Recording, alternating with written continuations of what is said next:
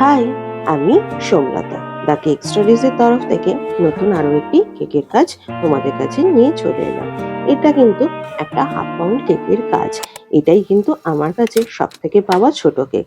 আমি কিন্তু এর থেকে ছোট বেন্টো কেকটা একদমই করি না। তার রিজনটা আজকে তোমাদের সঙ্গে আমি শেয়ার করব। ধরে নাও, একটা 1 পাউন্ড কেকের ওয়েট হচ্ছে 445 গ্রাম।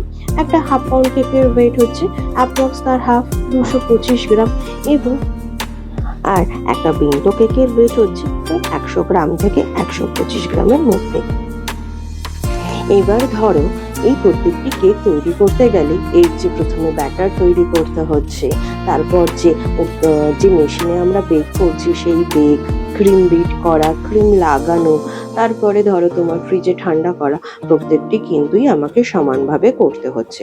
কোনোটা কিন্তু কোনো অংশে কম হচ্ছে না সময়ের দিক থেকে। সময় কিন্তু আমার একই লাগছে, কিন্তু হ্যাঁ, 1 পাউন্ড কেকে যে পরিমাণে লাগে সেই পরিমাণটা কিন্তু বেন্টো কেকের ক্ষেত্রে অনেকটা কম। কিন্তু আমার ইলেকট্রিসিটি কস্ট, আমার সময়, আমার খাটনি সব কিন্তু সেম। ইভেন প্রত্যেকটি বাসন লাগাও কিন্তু সেম। কোনো জায়গায় কিন্তু একটু কম পরিমাণের বাসনও লাগছে না। এই বাসন লাগানো, কত বাসন আমাকে ধুতে হচ্ছে, কত বাসন নিয়ে হচ্ছে, এগুলো কিন্তু সমস্ত কস্টিং এর মধ্যে কিন্তু ধরতে হয়। যারা ধরে না তারা কিন্তু বলতে পারো বোকামোই করে।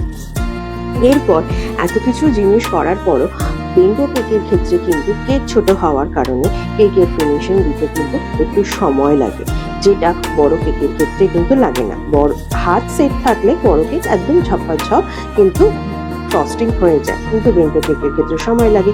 এরপর তোমার যদি মনে হয় যে না, আমি ভালো ফিনিশিং দিলাম না, সেটা সম্পূর্ণ তোমার ব্যাপার।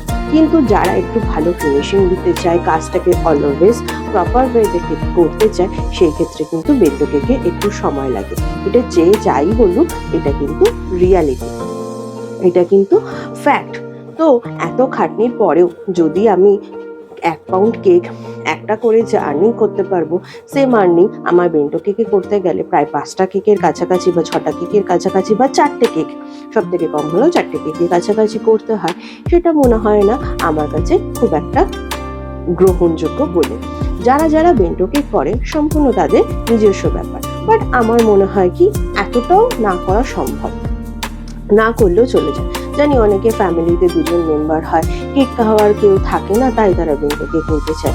কিন্তু আমি এটুকু হরপ করে বলতে পারি, যারা হোম বেকার আছে তাদের প্রত্যেকের হাতের কেক অসম্ভব সুন্দর হয়।